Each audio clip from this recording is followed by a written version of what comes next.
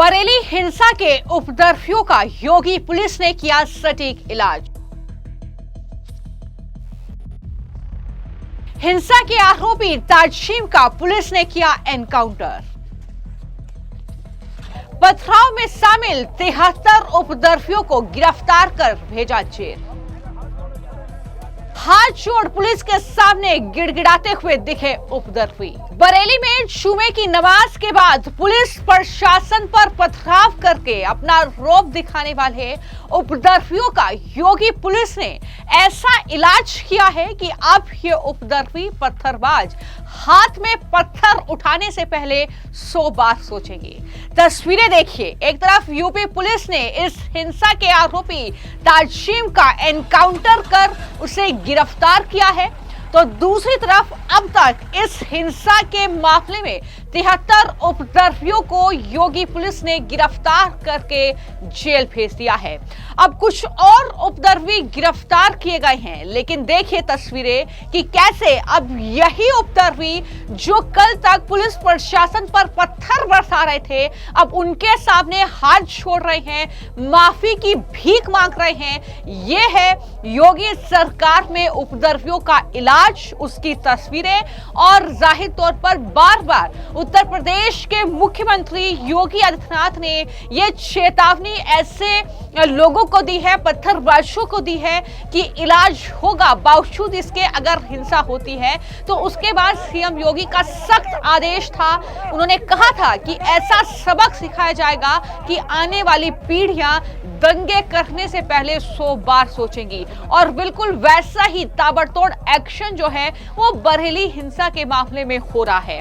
अब बड़ी खबर यह है कि विरोध प्रदर्शन के दौरान हुई हिंसा और पथराव के सिलसिले में पुलिस ने और कई लोगों को गिरफ्तार किया है। जैसा कि आप तस्वीरें देख रहे हैं कि पुलिस ने इन लोगों को गिरफ्तार किया है, और जो जानकारी अब तक पुलिस महकमे की तरफ से दी गई है, बताया गया है कि कुल 73 लोगों को अब तक गिरफ्तार किया जा चुका है।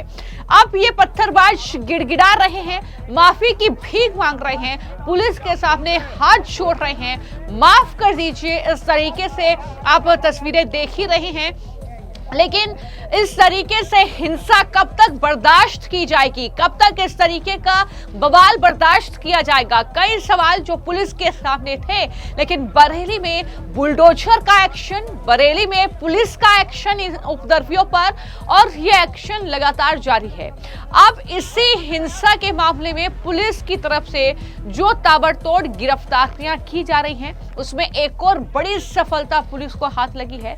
दरअसल पुलिस ने एक और आरोपी को एनकाउंटर में दबोच लिया है। जी हां, इस हिंसा में पुलिस पर गोली चलाने वाले गो तस्कर को एनकाउंटर में गिरफ्तार किया गया है।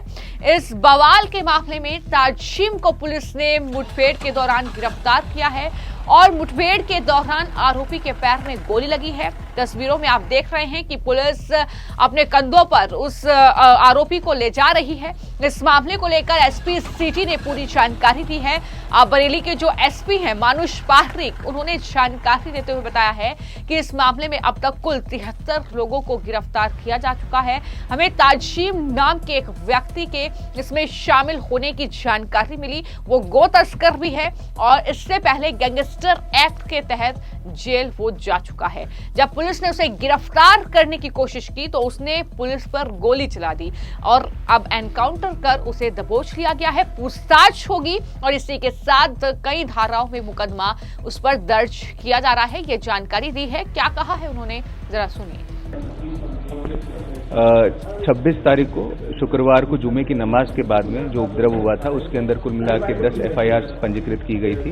इसके अंदर लगातार हम लोगों को चिन्हित कर रहे थे, ऐसे उपद्रवियों को चिन्हित किया जा रहा था, और इसी क्रम के अंदर लगातार दबिश दी जा रही थी, गिरफ्तारियां की जा रही थी।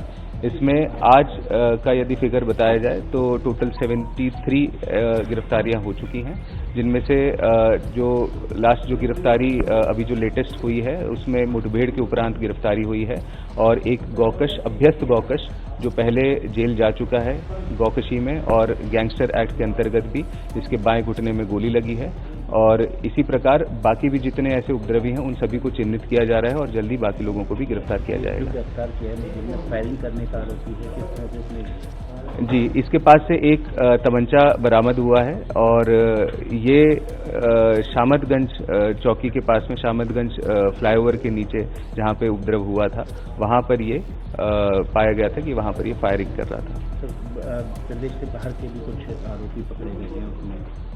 जी, कुछ ऐसे नाम हमारे सामने आए हैं जो प्रदेश के बाहर के भी हैं। इनकी सभी लोगों की शिनाख्त की जा रही है और भी ऐसे लोग ढूंढे जा रहे हैं। तो पुलिस ने जिस ताजिम नाम के आरोपी को एनकाउंटर कर गिरफ्तार किया है, बताया यह गया है कि उसके पास से हथियार भी बरामद किए गए हैं। जी हां, एक देसी कट्टा बरामद किया गया है। कुछ लोग शहर के बाहर थे। इस पूरी हिंसा के बाद उन पर भी एफआईआर दर्ज हुई है और उनकी भी गिरफ्तारी लगातार हो रही है। ये जानकारी भी लगातार सामने आ रही है। पुलिस की तरफ से ये कहा गया है कि जल्द ही फरार आरोपियों को भी गिरफ्तार करके जेल भेजा जाएगा। इस मामले में पुलिस की कार्रवाई लगातार जारी है। ये एक्शन लगातार 26 सितंबर को जो हिंसा बरेली में हुई, एक पोस्टर को लेकर, एक नारे को लेकर, उसके बाद जिस तरीके से पुलिस प्रशासन ने इस भीड़ को रोकने की कोशिश की जो कि एक मस्जिद के बाहर इकट्ठा थी, इसे आगे जाने से रोका। तो इस तरीके से इस पूरे मामले में जो है फिर एक्शन भी हुआ क्योंकि मौलाना तौकीर रजा खान पैच क्योंकि मौलाना तौकीर रजा के आह्वान पर यह भीड़ जो है मस्जिद के बाहर इकट्ठा हुई थी और आगे कूच कर रही थी। पुलिस प्रशासन पहले से ही तैयार था। जब इस भीड़ को रोकने की कोशिश हुई तो वहां से कुछ उपद्रवियों ने पुलिस पर पथराव किया, जिसके बाद पुलिस ने लाठी चार्ज करते हुए उन्हें वहां से खदेड़ा। और उसके बाद जो तस्वीरें सामने आई, जो वीडियोग्राफी पुलिस के पास थी, उसके आधार पर ही दरअसल मौलाना तौकीर रजा, उसके करीबी नफीस और अन्य लोगों को गिरफ्तार किया गया है। लेकिन इसी के साथ वो पत्थरबाज भी लगातार पुलिस की गिरफ्त में आ रहे हैं जिन्होंने पुलिस पर पथराव किया, जिन्होंने पूरी तरीके से बरेली का माहौल बिगाड़ने की कोशिश की और इस तरीके से कानून व्यवस्था को खराब करने की कोशिश की। लगातार पुलिस का एक्शन उनके खिलाफ जारी है। तो बड़ी जानकारी यही है कि मौलाना तौकीर रजा समेत कुल 73 लोगों की अब तक गिरफ्तारी हो चुकी है।